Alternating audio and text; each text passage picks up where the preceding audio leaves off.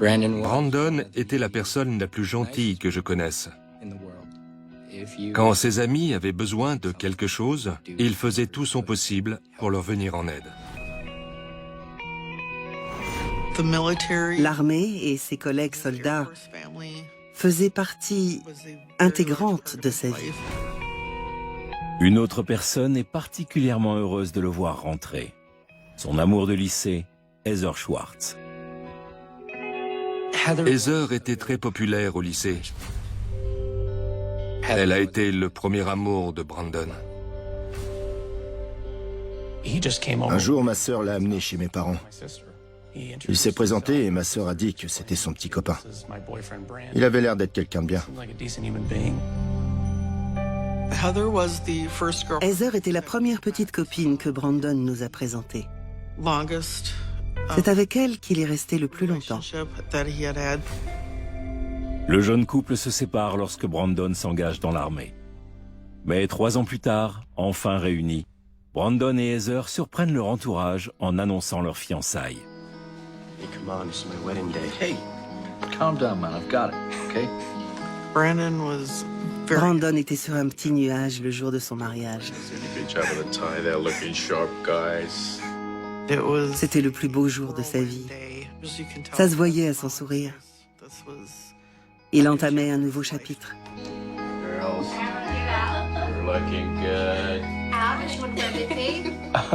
Come on, I need to cap. Tension's gonna be on you later. Un de ses objectifs dans la vie, c'était se marier et de fonder une famille. Depuis le lycée, c'était ce dont il rêvait.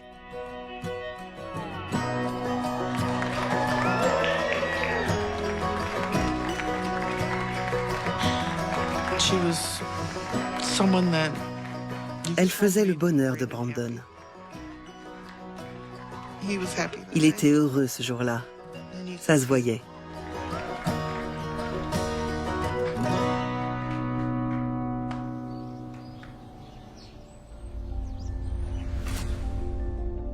Bientôt, Brandon et Heather ont un autre événement à fêter.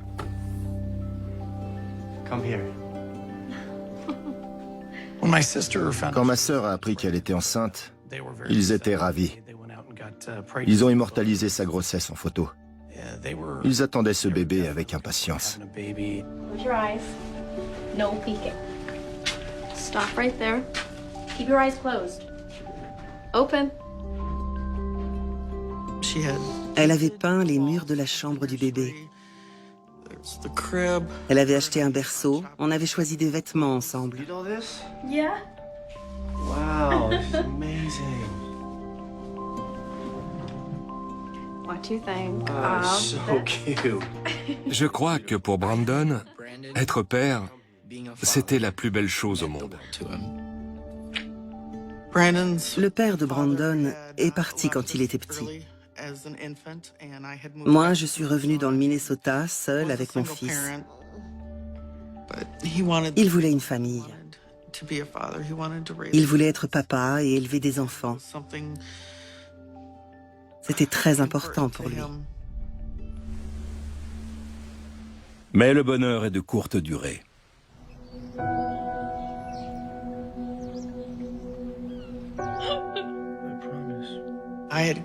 Brandon m'a appelé quand j'étais au travail. Il avait l'air complètement paniqué. Il n'arrivait pas à parler. Je lui ai dit « Tu me fais peur, qu'est-ce qui se passe ?» Heather avait fait une fausse couche.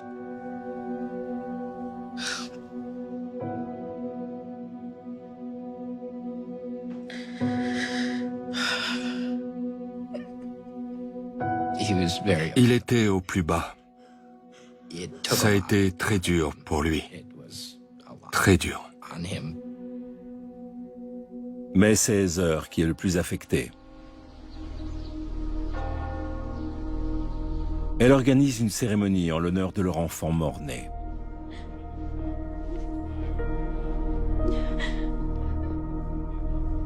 Even though you're gone, your light shines on in our hearts and minds forever.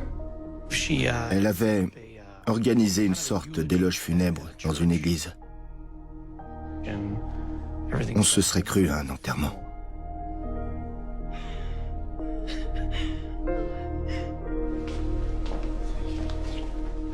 J'essayais de ne pas trop évoquer le sujet avec lui, parce que j'avais peur de le voir s'effondrer.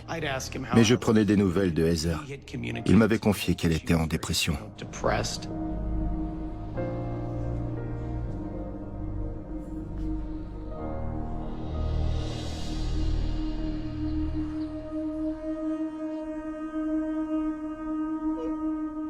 Les 2 années suivantes, Heather fait d'autres fausses couches. Ces tragédies répétées sont difficiles à supporter pour les jeunes mariés. Ils passent de plus en plus de temps séparés. Brandon enchaîne les longues journées de travail à la base aérienne militaire. Heather peut compter sur le soutien psychologique de ses amis, dont font partie la demi-sœur de Brandon, Angela,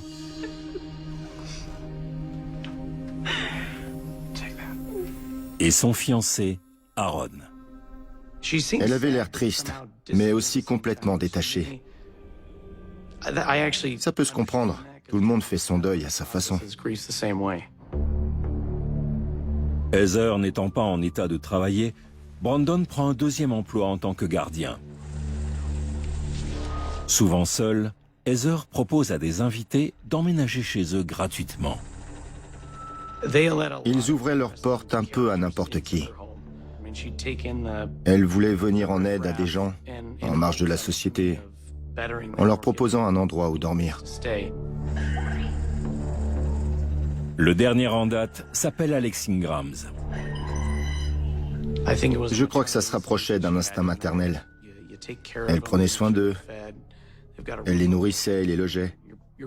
Elle jouait presque un rôle de maman.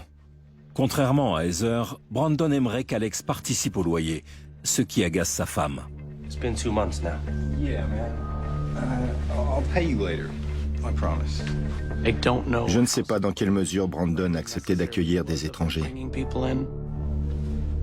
Why do you always have to go in so heavy-handed? Like you give a damn. Mais ils se disputaient souvent. Perhaps if you got off your butt once in a while, I wouldn't be working 2 jobs.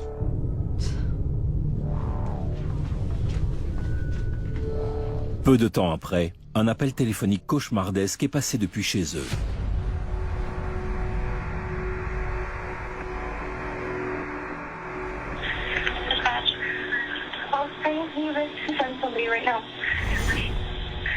What's going on there? I don't know. He's laying there. He has a lot of blood. So it's not like somebody did this to him, right? I don't know. He's in the bed. I'm sorry.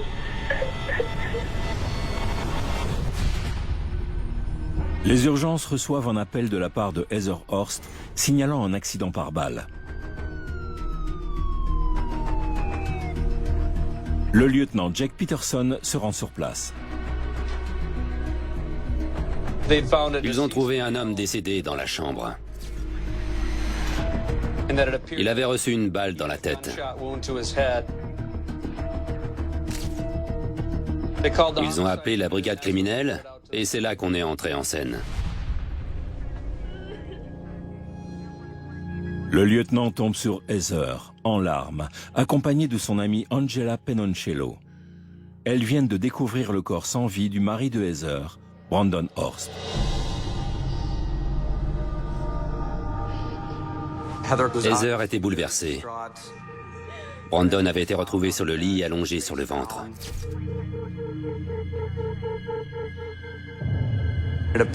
Il présentait une blessure par balle à la tête. Sous les draps, la police trouve un élément qui soutient l'hypothèse d'une mort causée par une arme à feu.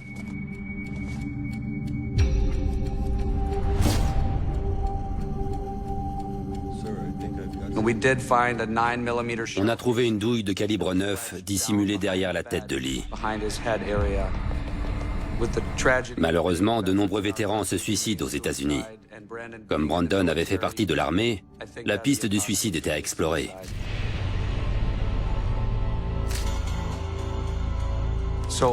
On s'est rapidement mis à la recherche de l'arme afin de savoir s'il avait pu se donner la mort.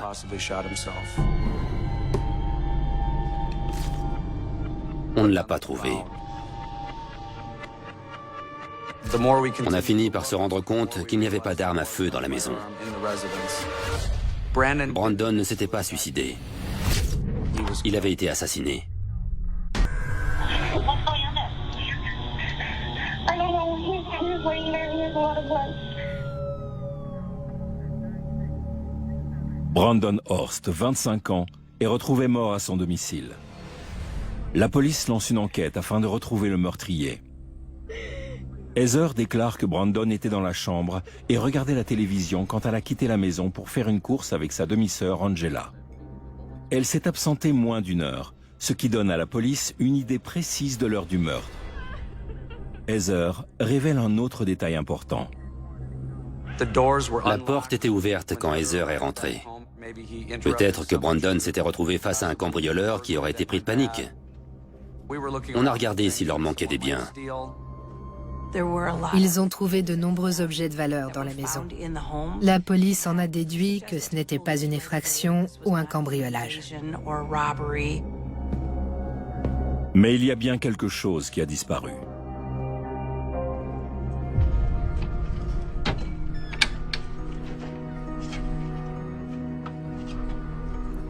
Heather avait dit aux officiers qu'il y avait un pistolet dans le placard. À la surprise de tout le monde, il n'y était plus. Mais à l'intérieur de l'étui, les enquêteurs découvrent un indice précieux. Beaucoup ignorent que sous la mousse de l'étui du pistolet, il y a une cartouche de test en provenance de l'usine. Quand on l'a comparée à la balle qui avait tué Brandon, on a découvert que c'était les mêmes. C'était bien l'arme qui avait servi à le tuer. Les enquêteurs veulent savoir qui a dérobé le pistolet de Brandon et a appuyé sur la gâchette. Mais avant tout, ils se voient attribuer la terrible tâche d'informer la mère de Brandon que son fils de 25 ans est décédé. Mon fils avait été assassiné. Quand on me l'a annoncé, je n'arrivais même plus à respirer. J'étais en état de choc. C'est quand il était en mission avec l'armée que je m'inquiétais de ne pas le voir revenir. Mais il est revenu. Et on nous l'a arraché. Il était censé être en sécurité. J'étais en colère. J'étais triste. Toutes les émotions les plus douloureuses m'ont submergé d'un coup. La première chose à laquelle j'ai pensé, c'est... Qui l'a tué? J'ai tout de suite imaginé que c'était un de leurs invités qui aurait pu le faire. I'll pay you later. I promise.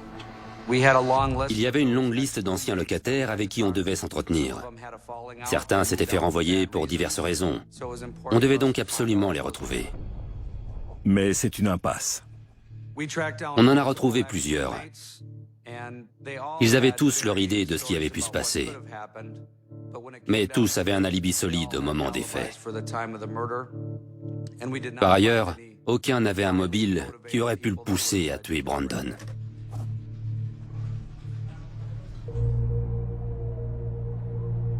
Après cet échec, les enquêteurs interrogent Heather, la femme de Brandon.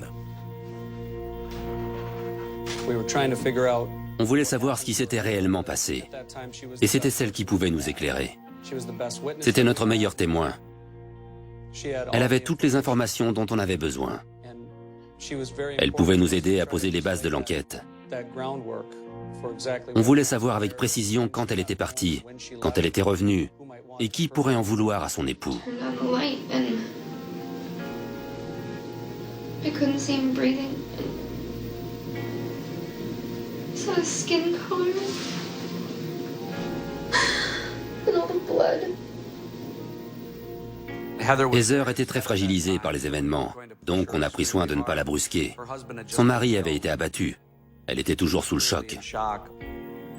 Malgré la douleur, Heather parvient à décrire la scène qui s'est déroulée plus tôt. Elle nous a dit que Brandon et elle s'étaient disputés toute la matinée et que leur couple battait de l'aile. How long have you guys been kind of arguing on and off for? Has it been a while? A few months or? Our whole life. Okay. Après plusieurs fausses couches et des mois de séparation, Heather affirme qu'elle voulait reprendre son couple en main. Le jour du drame, elle demande conseil à son amie Angela et son fiancé Aaron. We've known you guys for so long. You have to work it out.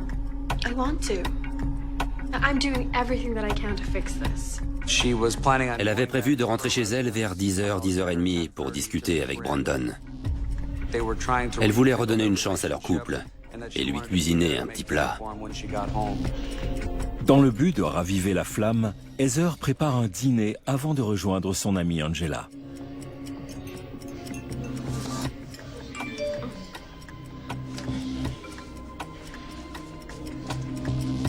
It's Angie. Don't wait up. Heather a dit être allée chercher Angela.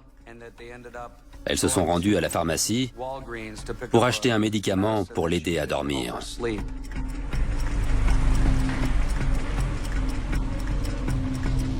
Elles se rendent ensuite chez Heather, où elles découvrent l'horrible scène et appellent les urgences.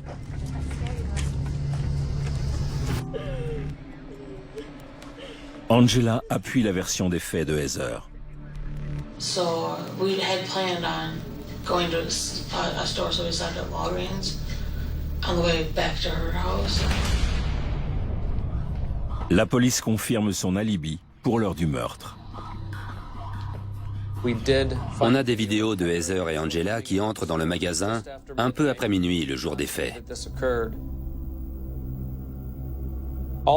Heather achète une bouteille de mélatonine et un bracelet. Ça semble logique, puisqu'elle a déclaré en avoir besoin pour dormir. On les voit ressortir. Les deux jeunes femmes montent dans le pick-up noir et quittent le parking.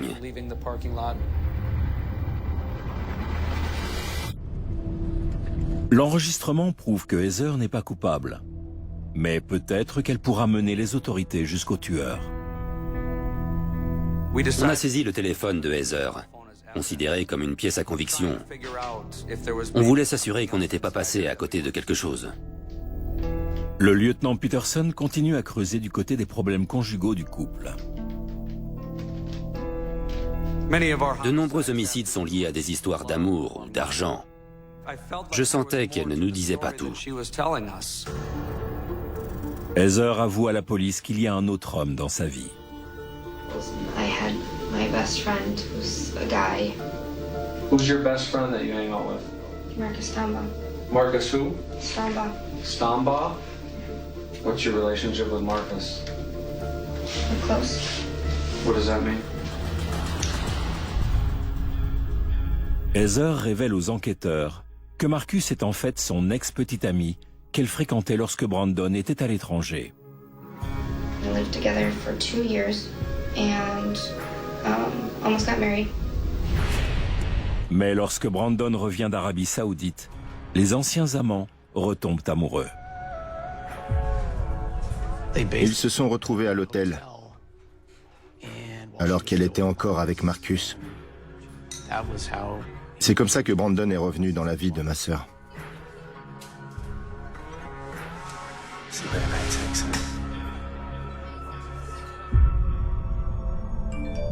Après leur séparation, Heather et Marcus restent amis.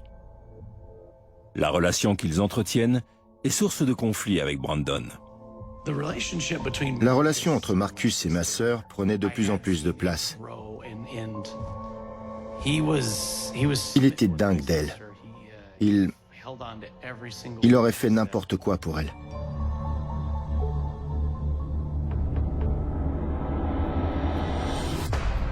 Brandon savait qu'ils étaient en contact. J'ai demandé un jour à ma sœur si ça ne le dérangeait pas. Rapidement, Brandon commence à suspecter Heather de ne pas être honnête à propos de Marcus.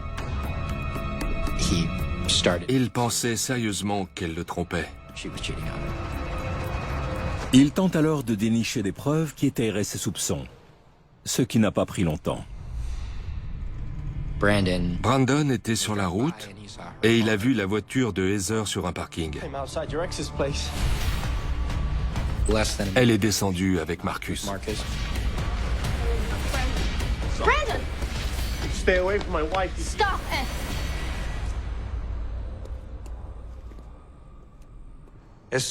Dès qu'on a appris cette histoire, on s'est mis à la recherche de Marcus.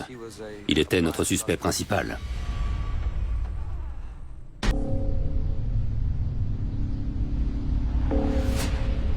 Les enquêteurs découvrent que la relation entre Heather Horst et son ex-petit ami Marcus Tombaugh sème la zizanie dans son couple. C'est un scénario classique dans les affaires de violence domestique et d'homicide. C'est triste à dire, mais c'est souvent l'amant qui passe à l'action et qui essaye de se débarrasser du mari. Le jour suivant le meurtre de Brandon, les enquêteurs se tournent vers Marcus. Mais leurs espoirs de tenir le coupable s'effritent immédiatement. Marcus avait un alibi. Il jouait aux jeux vidéo chez un ami. Alors que la police cherche à vérifier son alibi, une question se pose. Si Marcus n'a pas tué Brandon Horst, qui l'a fait?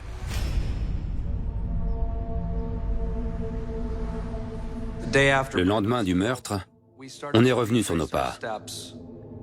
Les premières 24 heures, on avait interrogé de nombreux proches et on a décidé de tout reprendre à zéro.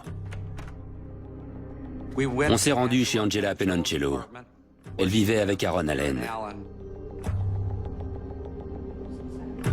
Angela, amie proche de Heather et demi-sœur de Brandon, vit avec son fiancé Aaron Allen. I want to. I'm doing everything that I can to fix this. Ils confirment tous les deux qu'ils ont vu Heather le jour du meurtre de Brandon. Elle est venue chercher Angela pour aller à la pharmacie le soir même. Au poste de police, les officiers décident de visionner à nouveau les vidéos de surveillance du magasin. On a regardé les vidéos en boucle.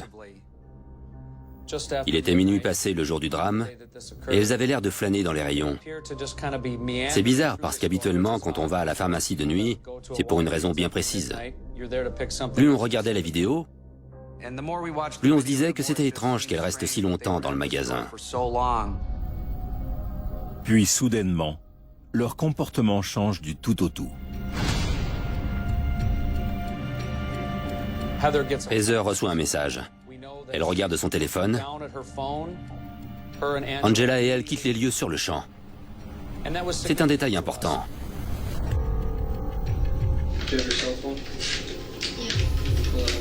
Mais lorsque les enquêteurs consultent le téléphone de Heather, ils s'aperçoivent que la carte SIM a été retirée. Sans carte SIM, un portable sert uniquement à appeler le numéro d'urgence, c'est tout. On a aussi découvert que la plupart des informations avaient été effacées. Ça nous a mis la puce à l'oreille.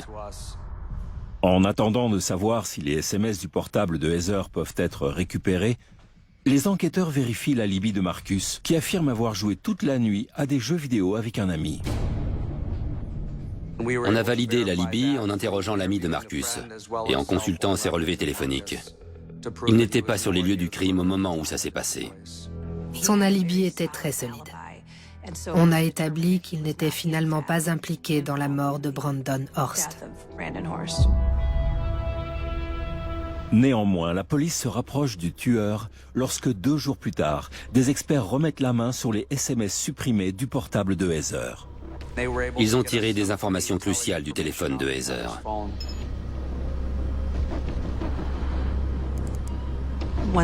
Quand on a reçu les résultats de l'analyse, on a eu accès aux SMS qu'elle avait envoyés et reçus au moment du meurtre. Un message en particulier attire l'attention des policiers. Tyler n'arrête pas d'aboyer. Ce message était extrêmement révélateur. La personne qui communiquait avec Heather était potentiellement chez elle et connaissait le nom d'un de ses chiens, Tyler. Les enquêteurs consultent leurs archives afin d'identifier le numéro inconnu.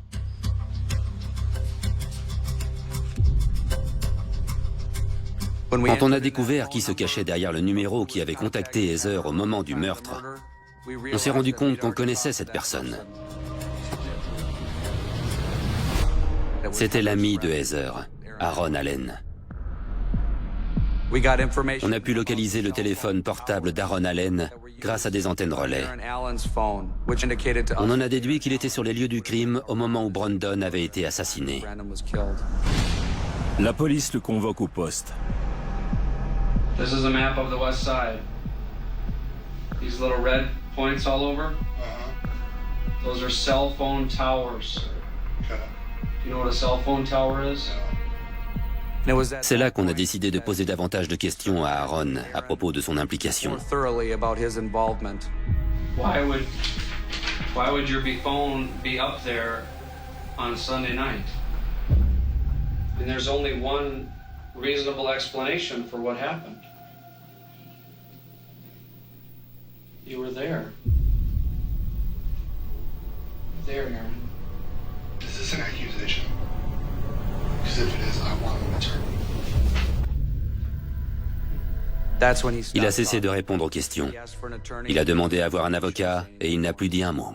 Les enquêteurs se penchent sur la personne qui en sait peut-être plus sur le rôle qu'a joué Aaron dans le meurtre. Sa fiancée et la meilleure amie de Heather, Angela. Angela Penoncello était le maillon faible. Les enquêteurs ne l'ont pas ménagé. You need to help yourself out here. Okay? I mean, I'm telling you what I know. I don't know. That's all I know. And you're accusing me for knowing something I don't know. I don't know what to tell you. The timelines, the things you're telling me, they don't add up. I'm telling you shit I'm telling you. And I got proof of other things of your timeline not adding up, and what you're telling me where people were supposed to be, that don't add up. I said, I don't know if you were part of anything. I don't know. But you know more than what you're telling me. Finalement, Angela cède à la pression. I just don't want to lose my fiancé. I mean, he's the best thing in the world that happened to me. C'est là qu'elle a avoué tout ce qu'elle savait. Angela fait une révélation choc à propos de la relation qu'entretenaient Heather et Brandon en privé. Elle a dit que pendant l'été, Heather lui avait confié que Brandon la battait. Heather told you that Brandon had assaulted her. Yeah. When was the last time that ever happened? If I remember right, Sunday morning, I think.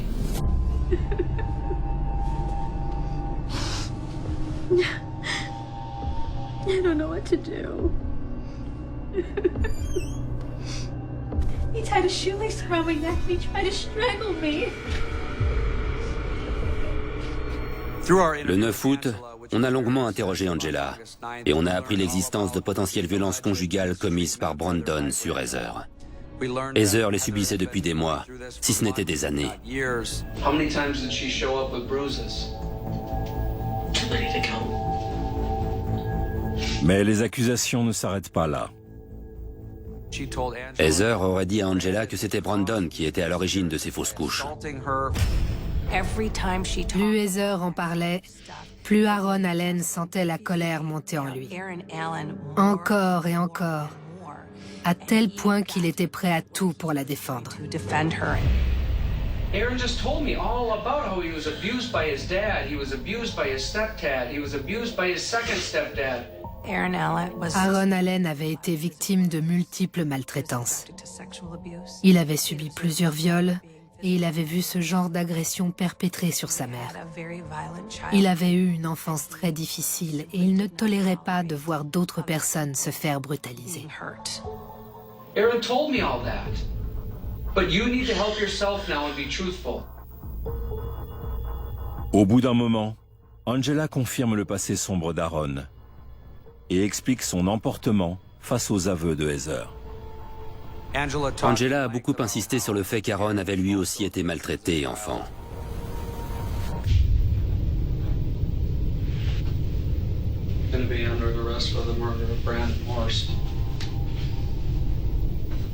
Avec le mobile de protéger une amie en danger et son téléphone le localisant sur les lieux du crime, la police a suffisamment d'éléments pour accuser Aaron Allen du meurtre de Brandon.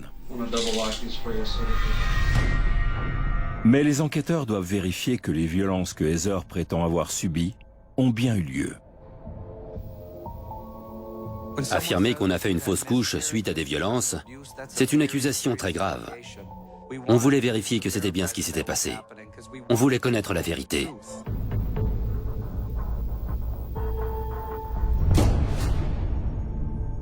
Pour la famille de Brandon, ces allégations sont fausses.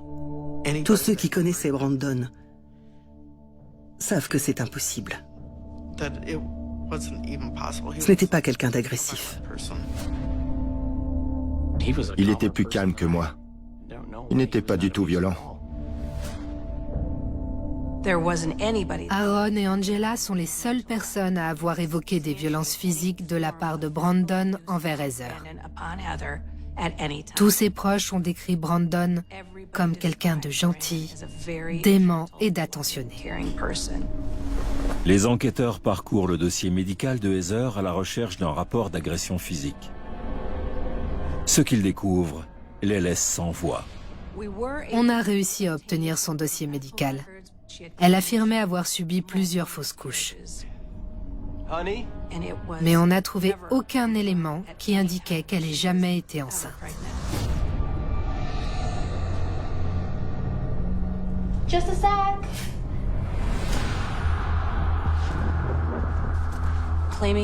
En prétendant être enceinte, elle était au centre de l'attention. Elle a réussi à faire croire à tout le monde qu'elle attendait un enfant. Elle était perpétuellement en quête d'attention. Elle voulait qu'on s'intéresse à elle et elle était prête à manipuler les gens pour ça. Elle a fait des choses impardonnables, dans l'unique but de s'attirer les faveurs des autres. Ça m'a mis hors de moi, surtout quand j'ai appris que j'étais allé aux funérailles d'un bébé qui n'avait jamais existé. Pour la mère de Brandon, le mensonge de Heather au sujet de la perte de ses futurs petits-enfants est impardonnable. Ils avaient réalisé une séance photo pour laquelle elle avait fait semblant d'avoir un ventre rond. Après avoir annoncé sa fausse couche, elle est allée jusqu'à organiser une cérémonie à l'église. Elle a fait faire une pierre tombale pour un être qui n'a même pas existé.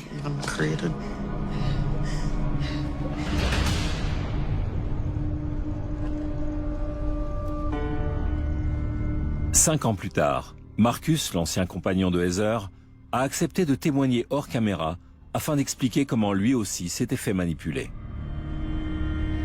Elle prenait pour cible des hommes émotionnellement instables.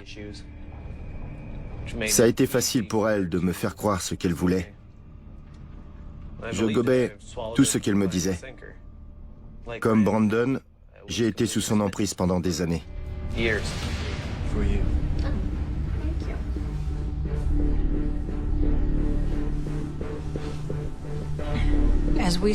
En se penchant sur le passé de Heather, on s'est aperçu qu'elle avait manipulé les gens autour d'elle tout au long de sa vie. Pendant ce temps, Aaron Allen est prêt à livrer sa version des faits la nuit où Brandon a été tué. Toutes les preuves accusaient Aaron Allen. Il a voulu passer un accord. Ce qu'il s'apprête à révéler va donner une autre dimension à cette histoire teintée de mensonges. Aaron Allen, le fiancé de la meilleure amie de Heather Horst, est sur le point de raconter ce qui s'est réellement passé le soir du meurtre de Brandon Horst. She came over hysterical, saying Brandon had caused a miscarriage by beating her. That's why I lost the baby in the first place. And that really set my scales to, this is too much, I can't control myself now. Heather demande alors à Aaron de commettre l'irréparable. I have something to ask you. Les enquêteurs trouvent la raison pour laquelle Heather aurait planifié le meurtre de son mari. On a appris que Brandon avait 480 000 $ sur son assurance vie grâce à ses missions. I need you to kill Brandon. Heather en était l'unique bénéficiaire. Look, I can give you $100,000. Heather a offert à Aaron Allen 100 000 $ pour tuer Brandon. Il avait désespérément besoin d'argent. But if you don't kill him, he'll kill me. Il était face à un homme qui battait sa femme et qui avait tué un bébé dans le ventre de sa mère. Du moins, c'est ce qu'il croyait. Il a décidé d'agir parce qu'il avait la capacité physique de mettre fin à tout ça. Aaron décrit ensuite aux enquêteurs la suite des événements. Il souligne le rôle central que Heather a joué dans le meurtre de son mari. Heather drove me over to her house. Aaron?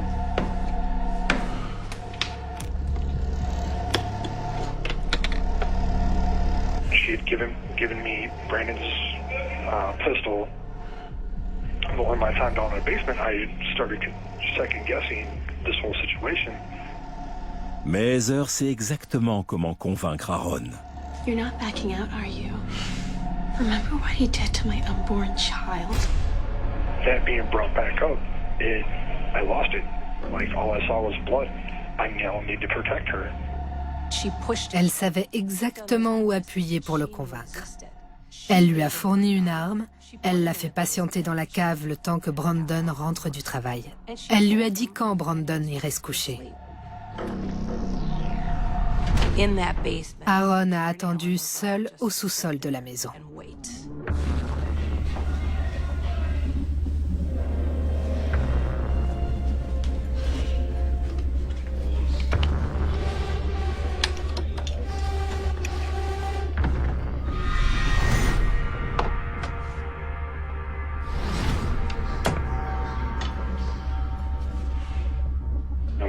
Getting ready to go upstairs and confront her about this and tell her that, no, this isn't right.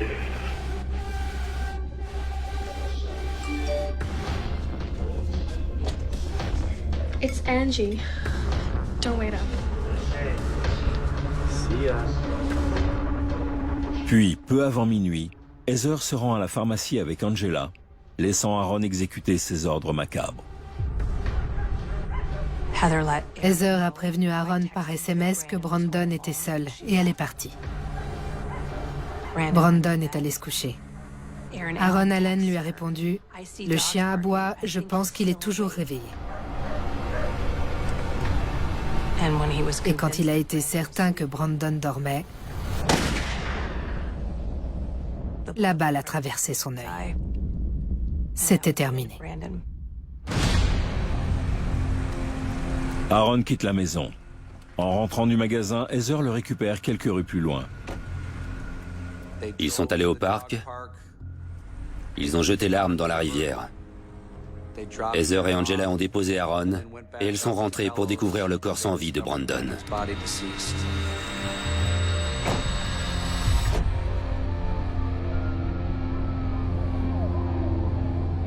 Aaron Allen plaide coupable pour meurtre sans préméditation. Il est condamné à 40 ans de prison. Sa fiancée Angela n'est accusée d'aucun crime. On suppose qu'Angela a été mise au courant après coup, mais on ne pense pas qu'elle ait été impliquée dans la planification des événements. Le 12 août 2013, Heather Horst est accusée de conspiration et de complicité de meurtre avec préméditation. On est persuadé que Heather était le cerveau de l'opération.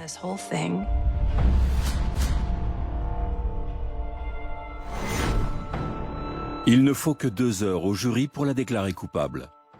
Elle est condamnée à la prison à perpétuité sans possibilité de liberté conditionnelle. Suite à la mort de son fils, Brenda Horst nous livre ses tristes conclusions. Je pense qu'il est temps de se rendre compte que les hommes aussi peuvent être victimes de violences. C'est une vérité. Et dans notre société, ce n'est pas facile de l'admettre et de sortir du silence. Heather était celle qui infligeait des maltraitances. Et Brandon, celui qui les subissait. C'était des violences psychologiques. Il en était conscient et il essayait de se sortir de cette situation. Heather, dans sa position d'agresseur, ne voulait pas laisser s'enfuir sa proie.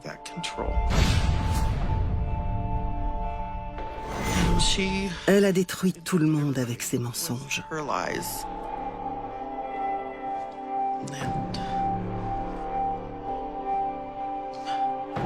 Et je crois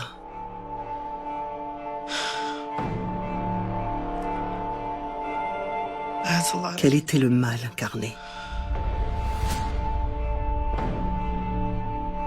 Selon moi, Heather Horst est la personne la plus terrifiante, cruelle et manipulatrice à qui j'ai pu avoir affaire. Voir une personne si jeune, complètement dénuée de toute émotion, de tout sentiment, ça fait froid dans le dos.